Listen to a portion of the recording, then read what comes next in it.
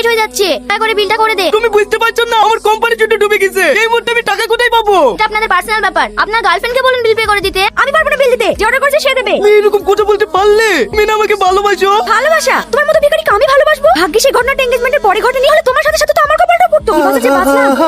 কইলে যাচ্ছি যা, তাতে আমার একটু দুঃখ নাই। দুঃখটা কোথায় জানি? তোর মতো স্বাস্থ্যবান মেয়েকে ভালোবেসে জন্য।